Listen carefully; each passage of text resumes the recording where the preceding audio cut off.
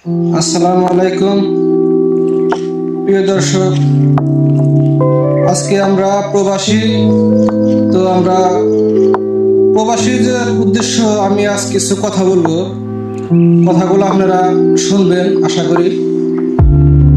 তো ভাই, প্রবাস শব্দটা শুনতে অনেক সুন্দর, বাস্তবটা ঠিক ততটাই কঠিন।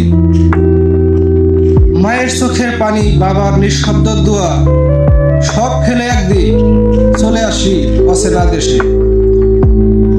এখানে নেই কোনো আপন মানুষ, নেই বন্ধুর আড্ডা, শুধু আছে কাজ আর কাজ।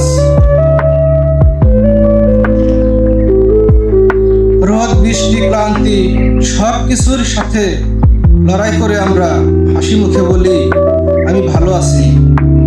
কিন্তু সত্যি কি আমরা ভালো আছি, নাকি শুধু পরিবারের মুখে হাসি ফোটানোর জন্য নিজের কষ্ট লুকিয়ে রাখি? প্রতি মাসের শেষে যখন কিছু টাকা দেশে পাঠাই, তখন মনে হয় এই কষ্টই আমরা সফলতা।